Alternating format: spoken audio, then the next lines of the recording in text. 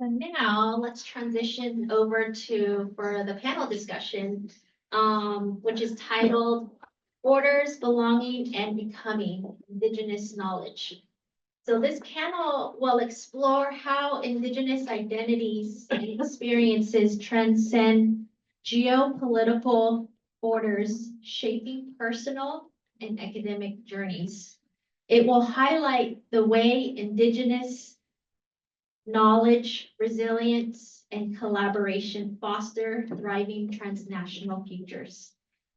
The session will offer students and attendees insights into navigating borderlands, both literal and figurative, while honoring cultural heritage, fostering well-being, and strengthening community connections.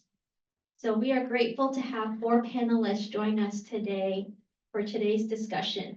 So the way we had coordinated this effort is that we had sent over 2 questions for them to provide in each of their remarks, and they will have about 10 minutes for the remarks, and afterwards we'll open it up for questions from the audience joining in person as well as on Zoom.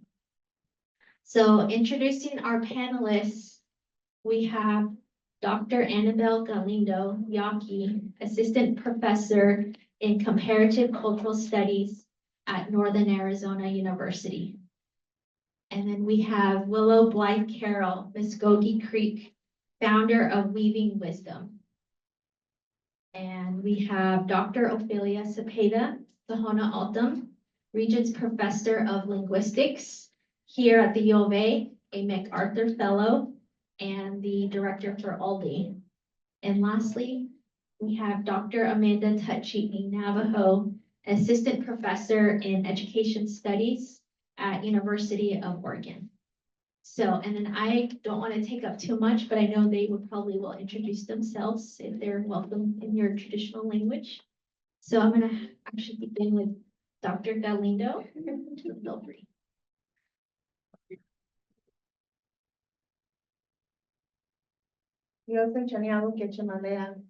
Anabel Galindo there. Good afternoon, welcome, and my name is Anabel Galindo. Thank you very much. So bear with me, I'm a little nervous, so probably going to be moving around with my papers, but I just want to say I'm very humbled to be here today. U of A was my home for almost 2 decades, and I'm not going to tell you how old I am, but yeah, 2 decades, pretty close to that. I earned my master's and I earned my PhD here at U of A in the Latin American Center for Latin American Studies and in the History Department. And I have to acknowledge I couldn't be here today if it wasn't for Dr. Javier Duran, who was more than just an academic advisor, a mentor, and I still once in a while bug him for questions and just suggestions and thoughts about things. So mil gracias for your support, your consejos, and thank you. So a little bit about myself, I wanted to share about my work and my journey because they've all crossed paths at some point. I moved to Tucson about 20 plus years ago. Oh, it sounds like a long time. But it wasn't an unfamiliar place. Tucson has been home. My family has always traveled from Coachella. And yes, that Coachella, but I've never been to the concert, so that's my disclaimer. But we traveled from Coachella to Phoenix, to Tucson, to Nogales, Magdalena, Hermosillo, all my life. So this was not a different space for me. Mobility in many ways was a big part of my life without me realizing it then, right? And I always wondered, how did we end up in Coachella? Because I know my parents ended up in San Jose first, which is another northern parts of California where there's Yaqui communities. And I always tell them, why would you guys go back to Coachella? Because it was so hot. But we survived the 120 sometimes, but with swamp coolers. Yeah. But, a big part of that history, I embrace it, I love it. Because it really made me, appreciate the struggles that our families have gone through, especially those families that move around and move so much. I worked and went to school in Coachella and in Riverside and all of these other places. And I remember sharing, when we were asked, and I would say, yeah, my family is from Sonora, my family's Yaqui ancestry. We have descendancy. And they're like, Yaquis in California, like, they're not from here, they're from Sonora, right? They're from Mexico. And at that point, as I was young, I'm like, I don't know, like Yaquis are everywhere. And I just guess I put that in the back of my mind and never, didn't think about it again. And it must have stayed there. Fast forward when I started going into graduate school and I moved here. And I also worked for the Bosco Yaqui tribe for almost 15, 16 years. From front desk to history instructor to youth coordinator. I had the privilege and the honor to work with so many elders and youth, to really, talk about history and talk about what does belonging mean? And we would find in public spaces and conferences and even just in the class. And there's always that misconception that Yaquis are not from here. We would get phone calls, we've had questions, Yaquis, where are they from? Where's their, they're not from here, right? Always that question. And so it always kept coming back. And so this question about belonging really made me start, thinking, but not just myself. This is a conversation that happens with elders. This work that I'm doing as part of my research, I feel like it's lifelong research because I'm not done and I won't be done for a while. And I don't think we're life learners, right? This is part of this learning. And speaking with elders and hearing their stories, hearing oral histories, Yaqui people have always been here. They didn't want to be seen, right? So then I started thinking, okay, so how do we tell this story? And because part of the problem, if you look at, it's a very fancy design I made, sorry guys. A very fancy timeline, because it is so hard to try to break apart the history. Most of the literature that's out there, while it's great and it's covered, basic and, some very in-depth cultural information, it's very hard when the literature itself makes this break. And you can see that big orange arrow because it breaks the country in two. So then you start thinking, well, how do you manage this history, right? How do you start talking about belonging when there's already a border in place? We could go to the next. And so most of the literature that is out there has focused Yaqui history very a time and place. And a lot of it has to do with the very horrible history that happened in Mexico during the 1900s under the Porfiriato, which was basically genocide, an orchestrated campaign against Yaqui people and really a lot of indigenous peoples throughout Sonora. But the literature has captured this time and made it kind of a focal point when you think about indigenous people, when you think about Yaquis.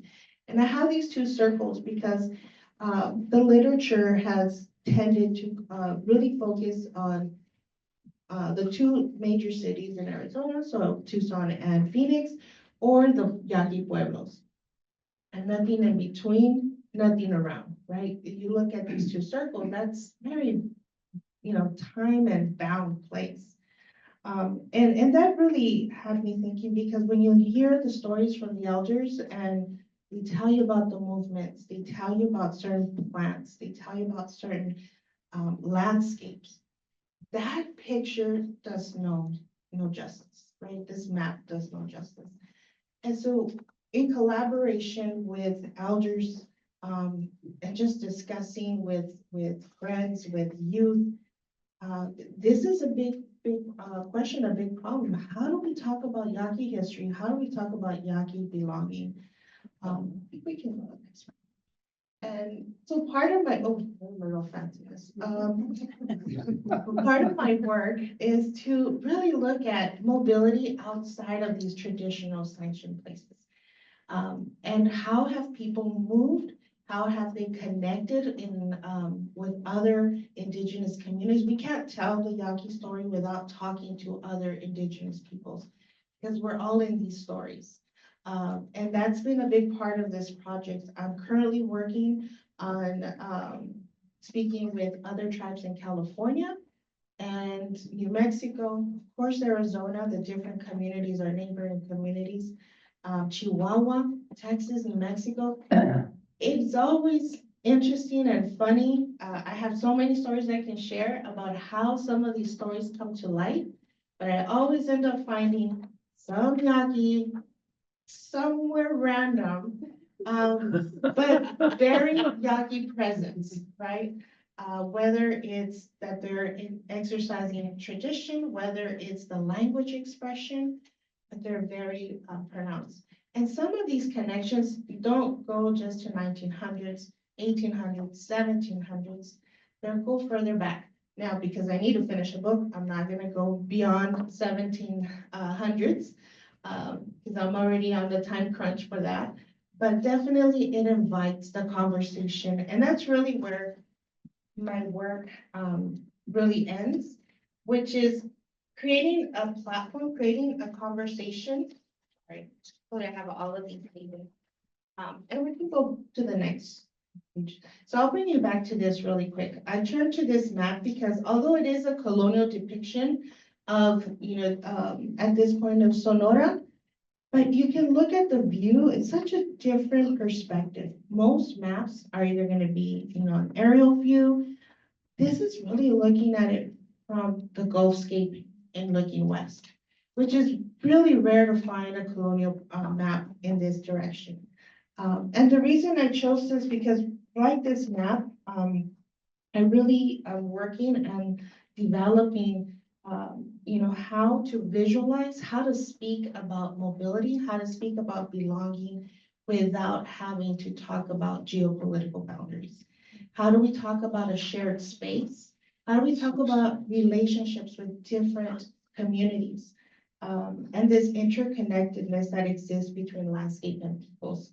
It is very complex, but it's also very rewarding because at the end of this project, what I hope to have is a voice and language and overall invite a conversation to rethink people's relationships.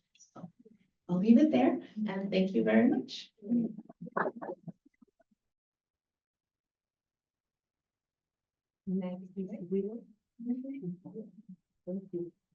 SJ, Willow, Blythe-Carroll, Chahojicaros, Muscogee Creek, Oweros. Hello, my name is Willow Blythe-Carroll, Muscogee Creek Nation. I'm a storyteller, I'm a speaker, and I have the honor as the founder of Weaving Wisdom to help leaders really truly step into the truth of who they are. That's what I get to do, and it's my honor to get to do that every single day. And way before that, I have been kind of all over in my career. I've been in corporate communications, I've been in consulting, marketing, advertising. I feel like there's more I could probably add to that list, but I won't. But what has been the common thread across my career has been storytelling and being able to share my story and to help others see themselves and have the confidence to share their story.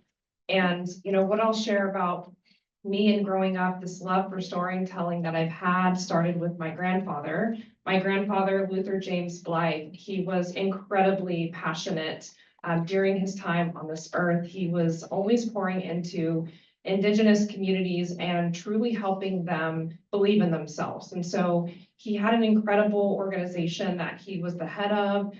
He's been honored for his work. And so a lot of his life and legacy, I feel like, is in me spiritually. And, when I was really, really young, he would sing to me and he would tell me stories. And that started when I was a baby. And that really planted a seed and really started this passion that I've had for storytelling. And so I've known that I've always wanted to be a storyteller.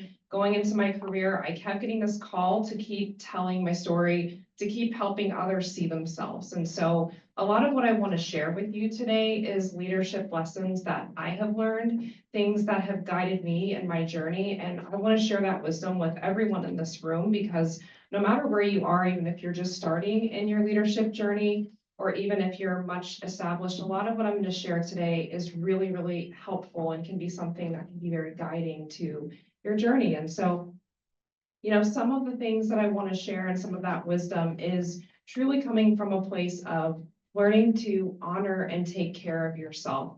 You know, I think a lot of times, many of us give, and we're givers in the world, and it's amazing, part of who we are, but at the same time, we have to be able to pour into ourselves. And so, you know, being able to honor ourselves, being able to understand that self-care matters, and to prioritize ourselves. And, you know, if I can go back to little me, and if I could have told myself anything, you know, going back from when I first started, it would be that. And I'll share a little bit about my personal story. So, you know, growing up, my childhood was really, really challenging. You know, I was raised by my mom. My mom was a single parent, and my father was not absent in my life whatsoever. So my childhood was really, really hard, and much of what I knew at that time was survival and having to take care of my mom. And so much of what I learned was taking care of other people and living in this survival mode. And as I grew up and I got into, you know, college, and I started my college journey and I got into career, much of what, you know, I learned from my childhood, that survival and kind of that trauma space, I pushed myself into things, and I got so kind of locked in and forgot about myself in the process. And there was a lot that happened in that throughout my career, I got burnt out, and I learned, goodness, I wish years ago I would have known how important it is to pour into ourselves and to take that time to figure out, what are those things that you love to do? What are those things that you miss doing that give you that space, that courage to feel home? And it really is about well-being and self-care. And I think a lot of our conversations today, you know, well-being is everything. How we show up in spaces, how we have the courage to do the work that we all do every single day starts with our well-being and how we show up in space. And so, that is some guidance that I want to share. And practices are, of course, going to look unique for everyone in this room, but really, truly finding those things that bring you joy and being able to pour into those things. And then also, protecting your peace. I think that's something too throughout my journey I've had to learn time and time again, is learning to protect my peace. And so boundaries and being able to guard that, because you and everything that you have to offer in this world is so precious. And so being able to guard that in a way that protects you is something that's going to carry throughout your career, and especially in your educational journey. The second piece of wisdom I would share is, staying anchored and rooted to who you are. I mean, this is everything. I think like a plant, and it has its roots, and a plant or a tree is able to stay grounded in where it is and to grow because of those roots. And so, as Indigenous people, our resilience is who we are. It's our birthright. It's in our blood. And much of how we strengthen that resilience in ourselves is by staying anchored in who we are. So that's our culture, our traditions, our language, our ceremonies. And so, really staying anchored to that is how we stay aligned with who we are. And that has been something time and time again throughout my career I've learned is what has kept me center. And there have been times in my career where I have been in burnout, and being able to return to my community, my practice has changed everything. A quick story I'll tell. There was a point in my career where I got very, very, very burned out. And what shifted everything is I went to a talking circle in my community. And, a talking circle is a beautiful shared space. And it's a space that you can share your heart and be, surrounded by love and elders and community and friends.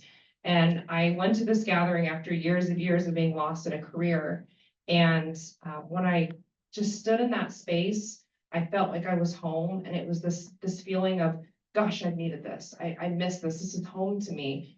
And that changed my life in an instant, because I realized I needed to go back to who I was. And so after that moment, I started learning my language. I started going back to ceremonies. I started going back to gatherings. And so really staying rooted in who we are is so important as we move through our life. And the last piece of that, kind of what I alluded to, is building your community. You know, your community is a huge piece of that. And so really being able to stay connected to your community is huge, because that's where we get our support and encouragement, because life is going to knock us down time and time again. And it's about having those people around us in community who can remind us of who we are. And for elders and, you know, friends and family, for us to be able to be vulnerable and have that space to share what's on our heart and to be true to who we are, or offer us advice or guidance or encouragement. And so, you know, that really is a huge source of, you know, when you talk about leadership, it's all about community. And so community looks different for all of us. You know, community can be several different types of community. In my own life, I've had to build community in different spaces, kind of all over, but I would encourage everyone in this room to truly pour into community, find that for yourself. There's incredible gatherings and things all over Turtle Island and really all over the world that have been so, like, have helped me pour into myself. And I know that's available to anyone in this room. So really finding those places in community where you can be yourself, where you can stay connected and get that encouragement and support. That has certainly shifted my journey. That has been a huge part of why I am in the space that I am today and able to share the words that I share, is because of the communities that I've been able to build and strengthen over time. So really encourage that vulnerability in part of your life. It can really, truly help you grow. And so, you know, I just want to say thank you. I'm so incredibly grateful to be here and share space with all of you today. Truly, what's on my heart to share is leadership lessons and practices that can help you grow and stay rooted in who you are, because every single person in this room is incredible and a leader and so successful. And I'm glad to join you in space. In my language, Mado, thank you so much.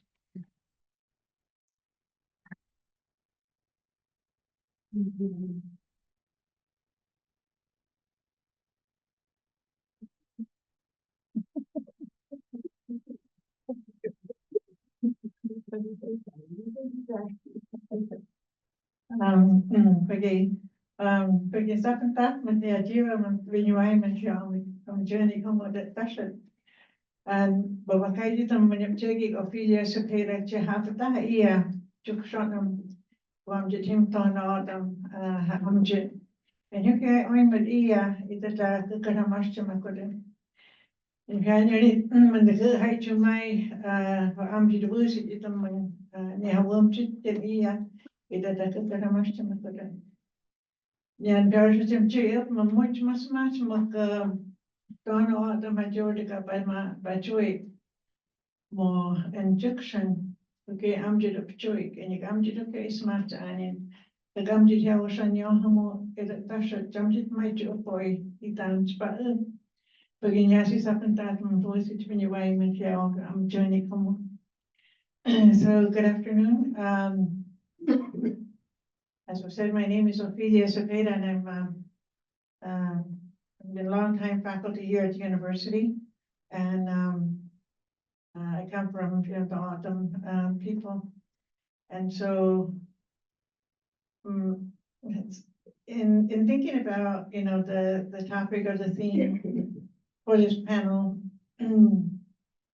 as you all know, the Autumn Nation in itself and the people, the whole landscape there, that is our homeland, you know, it's all impacted and it's now more visible than ever before by the presence of a border. And there are many stories to tell from that whole situation there on the Autumn Nation, but I'm not going to go there. Because we hear it all too often. But there is a story, my own story actually, that I just want to tell real quickly because I've told it so many times before, and then I want to say a little bit what I actually wanted to say for today's panel. My parents, my people before me, are all from, in Adam, we call it the other side. And the other side of what, we're not sure, but they just call it the other side. And that's sort of one of the ways they refer to the country of Mexico, the other side. If you're on the Mexico side, you say, yes, from that side, you say the other side, it's the US. Anyway, so my family's originally from the other side, and our traditional homeland is there, as the O'odham traditional homeland extends, has always been there. And I have very fond memories of being in that place with our maternal grandmother and growing up there, the big part of my life growing up there. And it was just an O'odham village, we never knew it as Mexico or a country. It was just our home. And there was a whole adventure to get there and to come back into the US. It was just an adventure because it was like a camping trip. You know, there was no border, there was a fence. It was like, most of the time I was just laying on the ground like this. And we would just, walk over it and technically get on the other side. And go on in, to our other home. And live there all summer until about September or so, and have to come back and go to school. So anyway, so that's was a big part of my childhood. All of my brothers and sisters have that memory, and they're very fond memories. They're very happy memories, and it's a different lifestyle there, and we learned so much from that. But like I said, it is strikingly different, what it is today. And that's why I don't want to go there physically or else, orally here. It is much too sad. And there's a project that we have with Confluencenter that ended last year. And we spent time in some of those places, and it was just very, very sad. And anyway, today I don't want to go there. Instead, I want to talk about space and belonging. That was mentioned already. And so I want to give you a couple of O'odham words. One of them is the word junction, and junction is just a line mark. There's a phrase, "Kanuhukam," up to that point. My hukam, up to this point.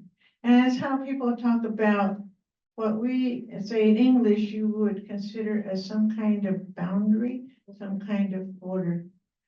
But they're not, very stable. They're very loose interpretations of some kind of line. There's no line there, but we just know it. It's something ends there. We don't know why, but something ends there, and there's something on the other side.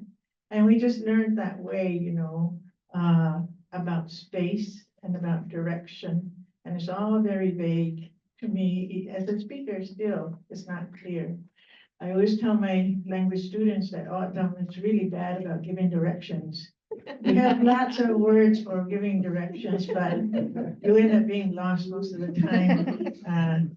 Anyway, but for O'odham, talking about space is really, these places that are marked by important things like mountains, like rivers, like the ocean, like the sky. Those are big places, but yet they're so important and they're so close to us. So people are very, very aware of that. And I like that idea of those kinds of spaces and places and how we fit as people in those places. And I like, thinking about all those kind of concepts. And all those places also have their own stories, and many of them have their own songs that people sing. And those are the things that hold that information about you shouldn't go past there. It's okay to come close, but you shouldn't go past there. So there's lots of information in the land for the people, and a lot of it, speaking of storytelling, a lot of it is held, that knowledge is held there And many Indigenous people do the same as Autumn, hold that knowledge. And for many of us, I am older, so I've heard those stories and I've learned from them. And of course, the important thing, as was said by the other panelists, transferring, maintaining, keeping that knowledge as best as we can. So we'll continue to know about these places that are good for you to go into, places that are not so good for you to go into. So anyways, I was just thinking about that perspective, and for Autumn, like I said, being home is not necessarily your house, it's not your yard. It's much bigger than that, and it has, designated space so that people understand and can talk about it in the language, sometimes very specifically when needed, and other times just being very, very broad. And we kind of know why and when that happens. So anyway, so that's just one of the ways that I thought about the concept of, borders and the way, English handles that, or boundaries or lines. And they do exist those terms do exist in the language. It's just that the concept is very, very different. Okay, thank you.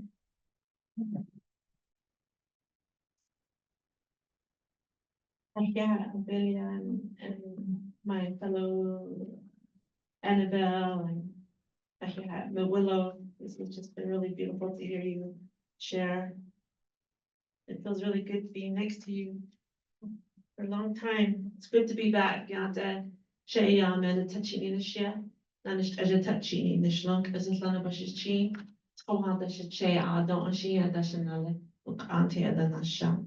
They go at the Nishlam. I'm just feeling really good to be here in Tucson. I texted my friend Karen earlier and I said, it feels good to feel the sunshine. She said, this is your second home. And that made me smile. Thank you for the invitation to be here, to come back to my second home, and for sharing about things that are really near and dear to my heart.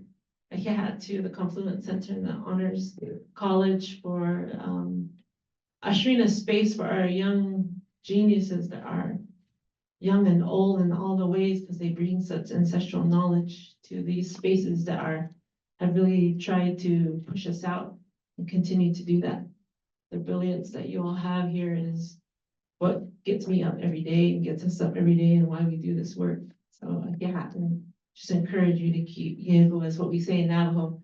If you go to a basketball game, you'll hear the grandma say, yeah, go. That means you keep going. I think it's about persistence. I was thinking about these questions. Thanks for the generosity of these questions. I was thinking about how I have in many ways worked on unbelonging.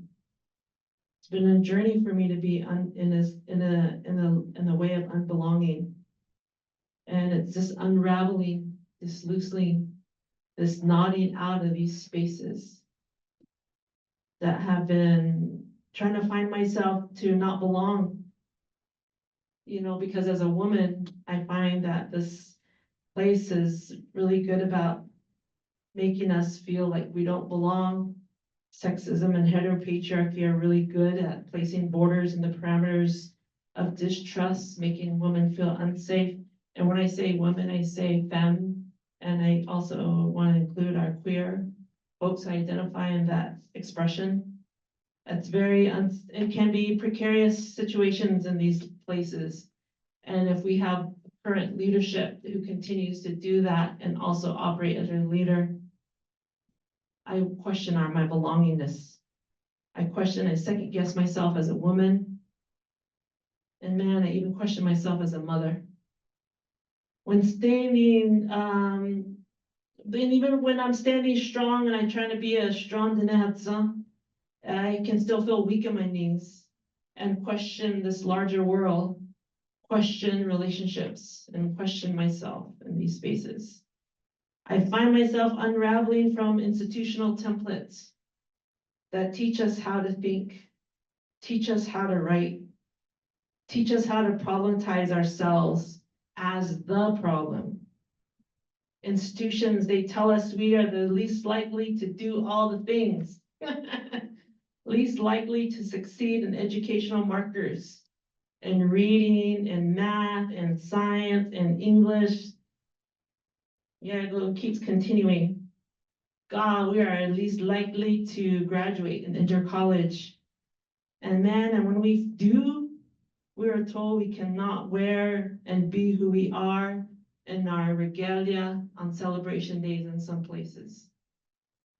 Our beaded mortar boards don't fit in these templates. Our moccasins don't fit in these templates. I find myself unknotting myself from this nation state. God, my body hurts from all these knots and pain from the ways this country has lied to my ancestors. Having continued to isolate and remove and detain and steal from us over and over again. Too much to hold in days. It's 2025 and it's been 102 days of suffering already, and I'm gonna stop counting because it's been centuries. I just came from an event called the Ecologies of Love in Laguna Land. It just came in from Albuquerque. We're just really fortunate to be alongside Indigenous folks across the world. There was 100 Maori strong there. I was like, man, they rolled deep. It was awesome. And what I wanted to share here, though, is like, although I'm feeling this sense of unbelonging, I'm also feeling a belonging of who am I in this place as a Dene woman.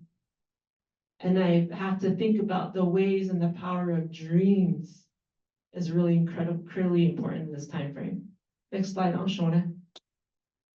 Because what's important in this time is these dreams that we, in Navajo thinking, it's our first thinking in educational philosophy, in Saskis, means to think, to imagine, to dream. And it's a place I feel like that we can move into what we are finding our belonging in a place where we're trying to unbelong ourselves. And it's okay to feel unbelonging. And so this place is Imagine Me the Future. What is our futures of educational? What does our Indigenous futures look like? What do we smell and hear and feel and taste and be in this imagined future? Recognizing that the future is not a utopian place, but it's connected to the now that's tethered to the history. Next slide, I'll show it. Because Nick Estes tells us that we were first colonized when they took away our collective sense as the futures. When we were first taking away our futures and our dreams, that one was when we were colonized. Next slide. But if we're reminded by Leon Simpson that thinking backward and forward is what we do. We do that all this time. Our thinking and our time space and our multiverse and our world building and our world making, that's a part of the way we see the world. And Danette, I know this, we know this because we have come from worlds before and we know that there's worlds coming. And so our livelihood is to think backwards and forwards. Next slide. So what I've been asking myself, and I want to just acknowledge my dear friend, Natalie Diaz, who Ofelia has working alongside, and Natalie said, tell Ofelia, hi. And Natalie asking us the really powerful question of what languages do we need? She has told me this over and over again, and it has hit me. Like we can make new languages. Just as like we can make new songs, as Ofelia said, is that places have stories and songs, and that we can learn new songs and teach new ways of thinking and singing. And so I'm asking, what stories do we need right now? What stories do we need to retell to our young people, to ourselves, that we can move through this world and that we are going to belong in a place that we feel love of and kinship?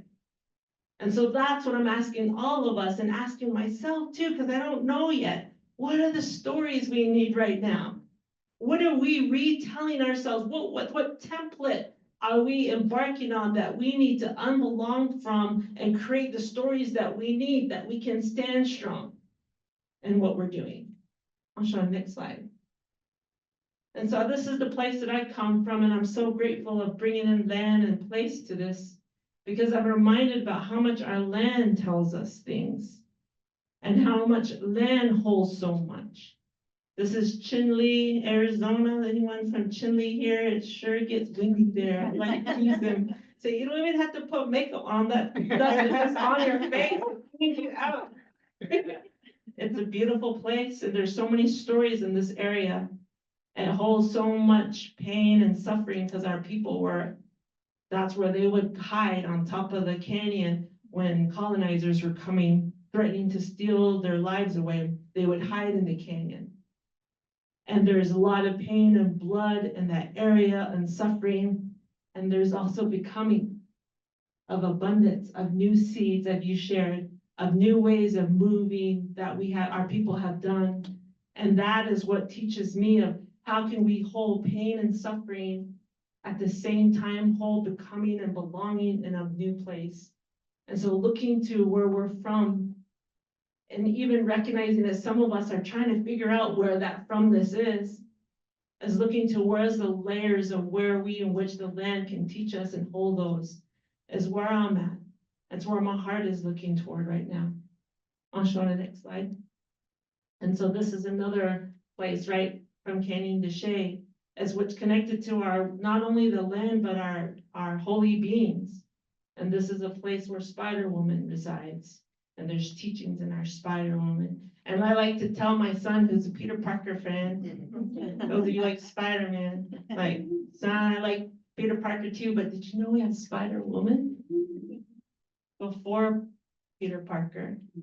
And so I just like to remember those stories, those teachings of where we are, and to hold up that there's a process of unbelonging as we move toward belonging and as we dream futures of what is to become. Yeah.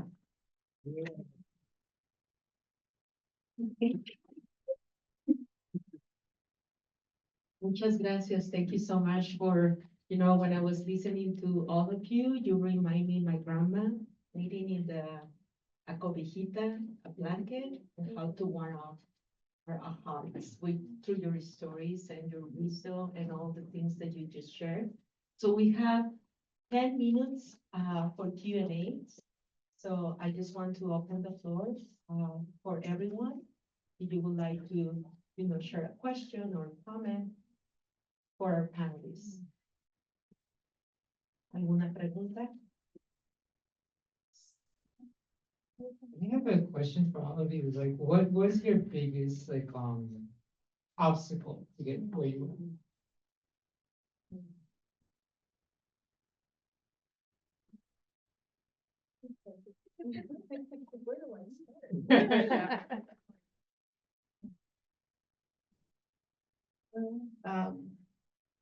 I think obstacles, I think we're facing every day. So it's been a journey. I think that's the best way I can describe it.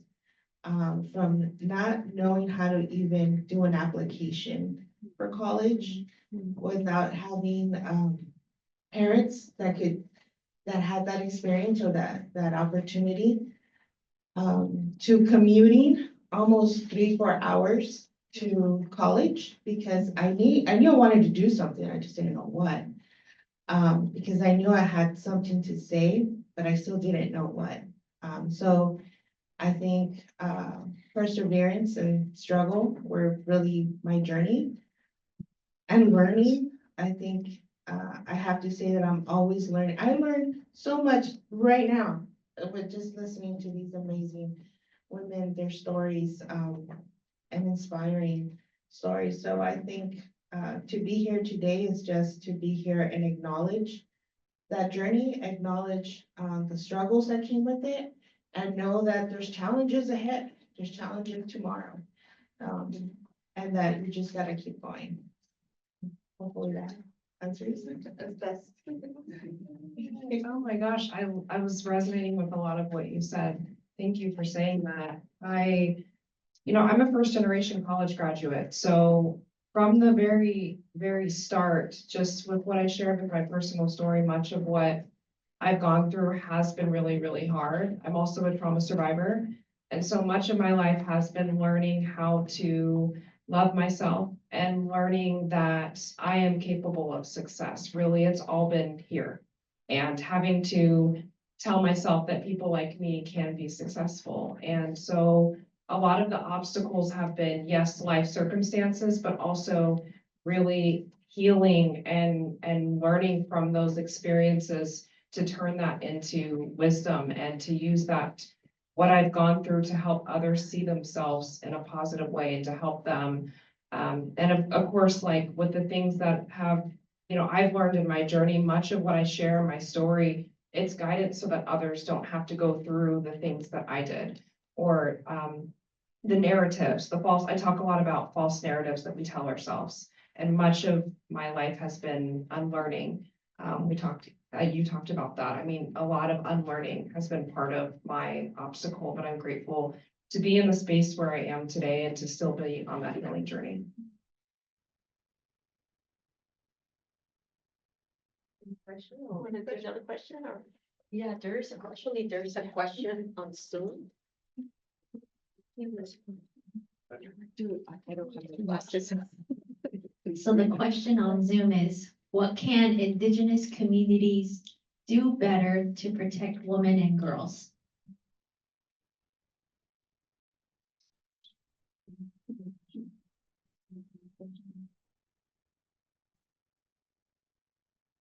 Yeah, wow. I just want to say thank you, Darren, for that really beautiful question. Yeah, I feel like if we had more time, we could talk about this. I do wonder how much we are instilling with our women and our young, especially our young people, about the beauty they have within. I feel like in many ways, I'm lucky to do a lot of work with young people and even college students. They are just, man, they just make you so happy, so much joy. And then you can also, when you get to know them, they start telling you the stories of the ways in which they second guess themselves and the ways they are feeling the pressures of whatever role they're trying to fill and feeling inadequate.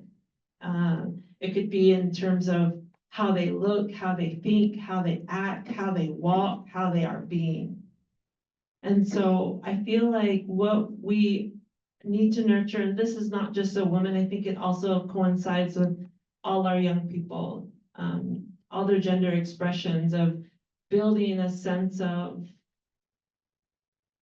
a love ethic, a deep-seated ancestral ways of love ethic of who they are and who they will become, and accepting all the multitudes of ways of things that we make ourselves flaw, like we see the flaws. And so how we do that for ourselves is how we model even as adults. Like I have to check myself on how I even talk to myself with my children and to my daughters. And so I think it's important for us to think about the ways in which that we are sending messages, the languages we use, the ways in which we're talking about our young people is really critical. And I know that sounds very like, there's no specificity in it. It sounds very broad and general, I hear myself. But I think I think there's just so much power in just uplifting our young people and seeing the beauty. And beauty is, the language of beauty is just flat in English. I'm thinking of beauty in the Navajo way of beauty, which includes harmony and hojon and goodness and balance. That's what I'm thinking about when I'm thinking about the beauty that is within, having that hojon within in oneself. How do we instill that part of, reinstill that in ourselves and within our children? I feel like Dr. Zepeda could give us some really good thoughts on this as well. I'm not sure. Really, I mean, it's a big question. I think it's an important question. And it's, something that is on the minds of many people, especially women. But I think it's that, there's we know that there are these gaps between generations of women. Same gaps that are there between generations of men, and that's why some of the boys are the way they are now. And that, I know that with the way that I was raised, and my sisters and I were raised, it was a very protective and supportive environment, mostly carried on by our mother. But our father was there behind our mother and, making sure that we were all, being safe and knew how to handle ourselves and so forth. And we just, grew up in that kind of environment. And I think that's hard to find.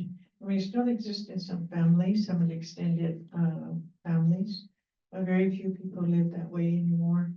But it can, still be that way where older women understand how to instill so much more in younger women. And, but it's a hard thing to do today because, the same thing happened with language, no one is home. They're all working someplace else in the city. And so the connections, like I said, those gaps, are there, and I see that as, just one of the factors, not, the main cause.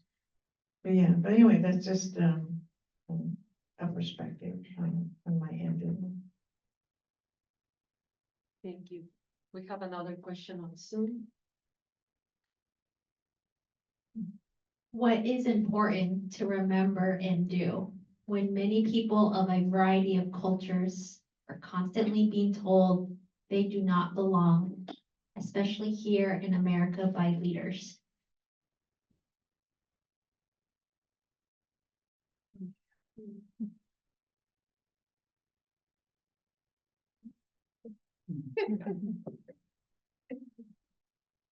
Well, that is a very important and powerful question, because it really depends, right, where you're at, or circumstance that you're in.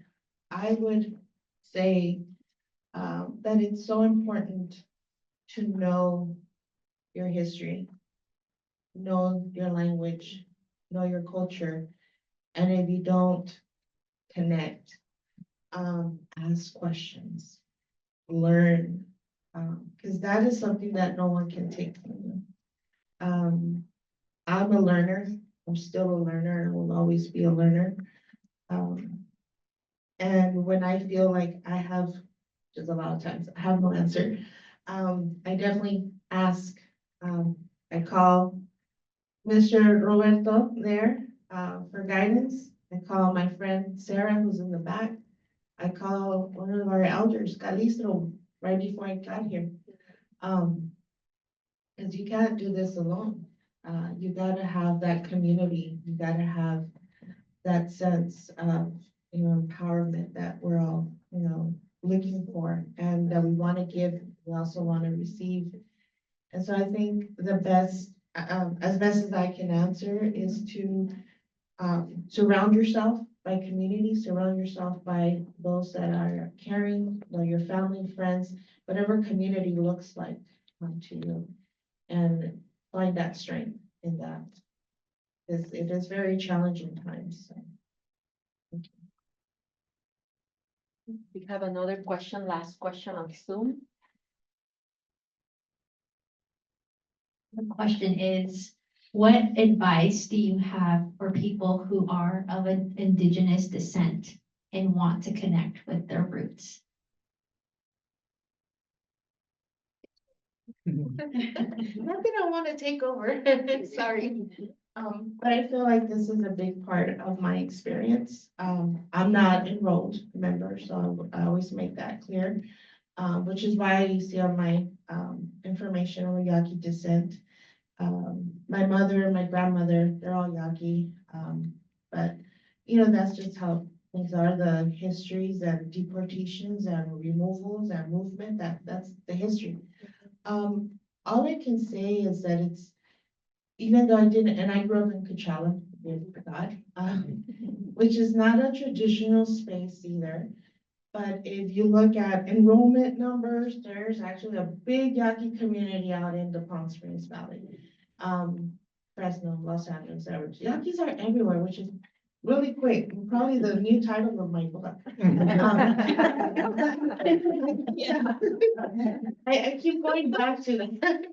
But I feel like I've always been surrounded by Yaqui families, Yaqui people. My godfather who, rest in peace, he's always been a big guidance in my life, who always told me, this is what you need to do, this is who you need to talk to. And so I guess my best,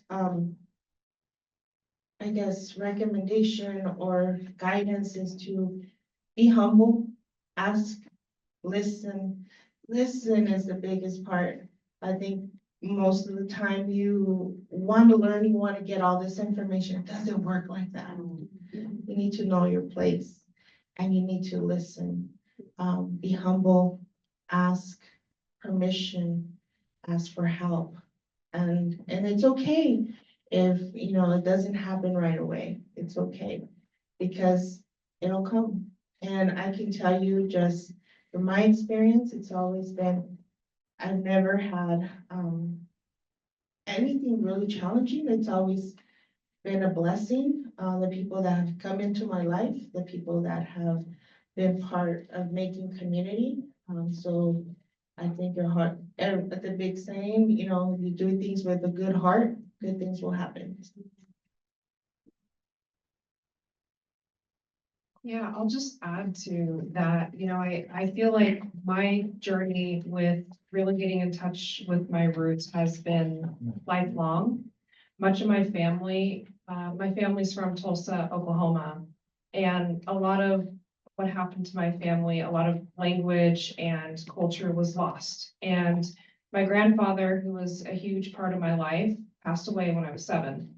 And, much of that knowledge and, wisdom and just, beautiful culture was lost with my grandfather's passing. And so I really got curious to, get in touch with my roots. So definitely I encourage you to start that journey, to start kind of small, kind of like you said, just, putting it out there. And I think it's something that happens over time. And when you put that intent in there, it's like it comes and, it's really interesting how it works. But really just immersing yourself in experiences and opportunities to learn more, being curious, asking questions. I'm an enrolled member of the Muscogee Creek Nation. I have gone to my tribe and asked questions. I've called, I've asked those questions. I've done my own research. A lot of it is still piecing together what feels like a big puzzle, and I feel like it's lifelong. An elder told me years ago that just like the language, when you put it out there, that's what you want to learn and that's what you want, the language comes to you. And so I feel like that's a lot of what's part of getting in touch with your roots and connecting with your roots. It's the same thing there.